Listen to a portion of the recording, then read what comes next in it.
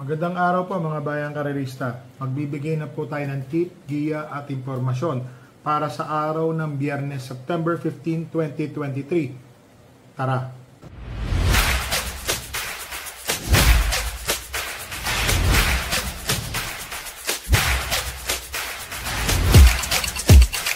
So mga bayang karerista, meron po tayong 8 karera para sa araw ng Biyernes. Ang start time po ng karera ay alas 5:30 ng hapon. So dito po sa race number 1, 1,200 meter race, maiden po ito.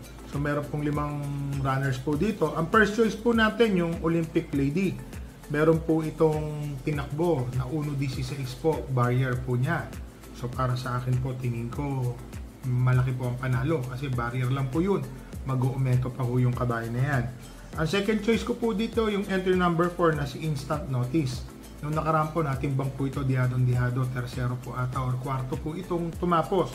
May kalakasan po yung laban na yun, 1.29 po sa 1,400 meters. So sa tingin ko, baka ito po ang Mayamado yung numero 4, pero panigudan lang po natin siya. So ulitin ko lang po, dito po sa race number 1, first choice ko po entry number 2, Olympic Lady.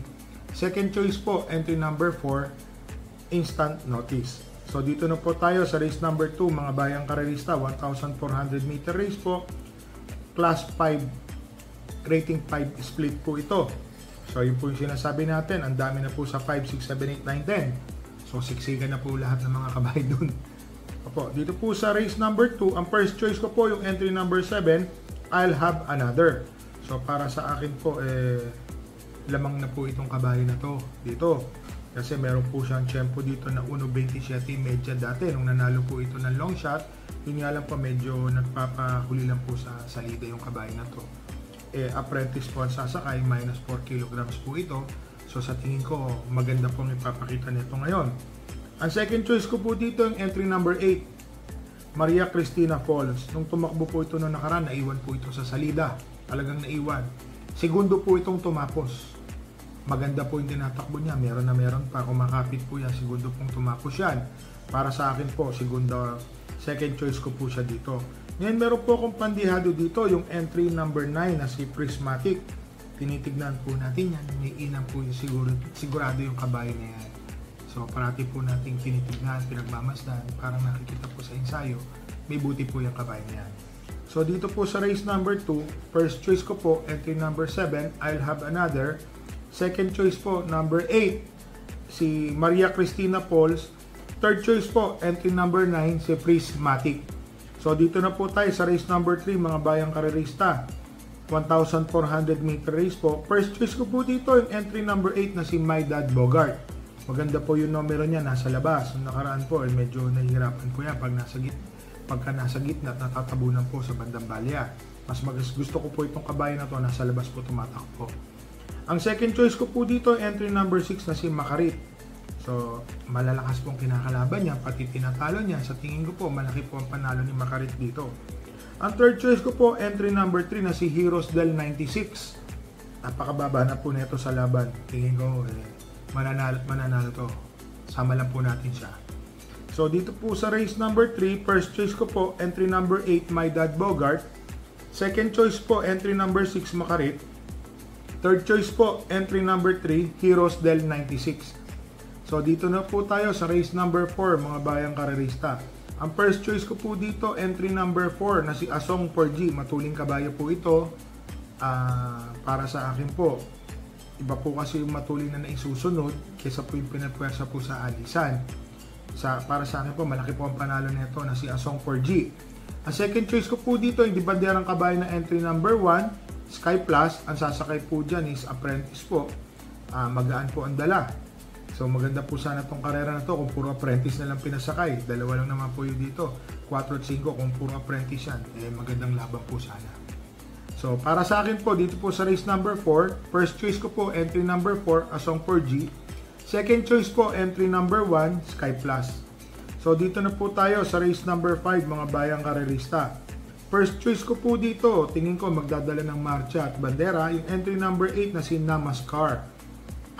Tingin ko kayang-kaya na po niya i-ere dito. Ang tingin ko makakalaban lang po niya dito yung dramatic entry number 1 na si Juwo. Yan po ang second choice ko. Yun nga lang, medyo yung numero argabyado, iikot pa, lalabas pa siya. Alam naman natin si Jubo, baka kumuha agad ng gitna yan. Matulin din naman yung katabi niya ng 2 at saka 3, pati 4. So sa tingin ko po, magandang laban po ang ibibigay ni Jubo kasi magsasalidahan yan, matulin, makakasunod siya agad. So dito po sa race number 5, first choice ko po, entry number 8, Namaskar. Second choice po, entry number 1, Jubo.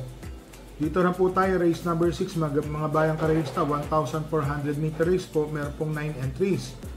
Ang first choice ko po dito, matuling kabayan na entry number 2 na si Den. Tuling po yan, para bayang karerista, masyado pong matulin yan. Tingin ko, lumundag lang na magandang salida, mapapalaban po sila dyan. Ang second choice ko po, entry number 5 na si Kentucky Rain. Baka magkaroon po ng early battle po si Den sa 1. Saka dito po sa entry number 9, malucha po siya, mahabol, pati Modern Verde. Noong nakaraan, nasa unahan biglang umatras. Tapos bumalik po ng segundo. So, para sa akin ko po, kung malulucha po itong si Den, mag-open na po ang karera kay Kentucky Rain na malaki po ang panalo. Ang third choice ko po dito, yung entry number 4 na si Modern Verde. Noong nakaraan, bandera po yan, umatras ng pang-12 o pang-12, tapos bumalik po ng segundo. So medyo nagtataka po ako, bakit? Baka nanlalamig po yung kabayo, hindi naman natin masabi, baka po may bisyo nanlalamig. Pero tingin ko po, laki po ng panalo na itong modern Verde na to. Para sa akin po, magandang laban po ang ibibigay niya dito. So dito po sa race number 5, first choice ko po, entry number 2, Den. Second choice po, entry number 5, Kentucky Rain. At third choice po, entry number 4, Modern Verde. Dito na po tayo sa race number 7 po, mga bayang karerista. 1,400 meter race po. Ang first choice po natin dito, entry number 4 na si Sundance. Ganda po ng pinakita ni Sundance noong nakaraan. Yun na po, bumalik na po yung buti niya. Tingin ko, kaya niya tong karera na to. Pero kailangan po natin mamroteksyon. Baka mamaya nagkakaproblema din po yung kabayo sa salida o sa labasan. Minsan nakukulelat parang naninigit po. Ang second choice ko po kay Sundance is yung entry number 1 na si Manipur Sheltex. Napapatnubayan po ni John Alvin Guse. So tingin ko po yan po yung makakalaban. May katulinan din po ito, nasa unahan. Ang third choice ko po yung entry number 5 na si Double Happiness. Hindi lang po kasi consistent yung takbo ni Double Happiness. May takbong magaling, may takbong hindi, may takbong competitive po siya. So para sa akin po, pagka maganda po yung pinakita niya, mapapalaban sila dyan ng todo-todo. So dito po sa race number 7, first choice ko po, entry number 4, Sundance. Second choice po, number 1, Manipur Sheltex. Third choice po, entry number 5, na si Double Happiness. Dito na po tayo sa last race po, race number 8. 14 runners po ito, 1,400 meters po ang distansya. First choice ko po, entry number 1 na si Thriller. Alam naman natin, napakababa na ni Thriller dito. Mayroon po yung tiyempo na 1.27. Ang mga pwede lang pong gumawa ng 1.27 dito, yung kagaya po nung number 10 at saka number 11, ayun po, yung dalawa na yun. Pati yung entry number 5 na si Love Radio. Pero ang pampremera ko po dito, entry number 9 na si Thriller. Tingin ko po, magandang ipapakita na nito. Si Patty De Lema Pampatong. Ang second choice ko po yung You Never Know. Segundo po ito nung nakaraan, malakas po ang laban. So magaling po yung tumalo sa kanya, pero bumabalik po yung buti ni You Never Know. Nakakaremate na po siya. Ang third choice ko po dito, yung entry number 11 na si Can You Give. Para sa akin po, pagka tinawag po ito sa rekta, tuloy-tuloy po ito. Yung po ang napapansin ko dito sa karera na to. May panalo din po dito ng mga dihado. Kagaya po ng numero 5 na Love Radio. At yung pong tinitignan namin na entry number 30 na si Columbus. So mga bayang karerista, ang tip po natin dito sa race number 8, entry number 9, Thriller. First choice. Second choice po, entry number 10, You Never Know. Third choice po is yung entry number 11, Can You Give.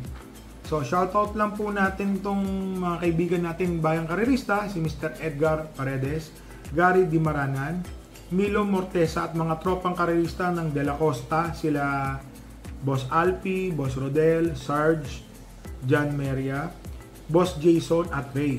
So shoutout din po kay Ronnie Buwan, pati po kay Mr. Michael Faustino, shoutout po sa mga batang agudo po yan. Si Mr. Michael Faustino, shoutout po sa inyo.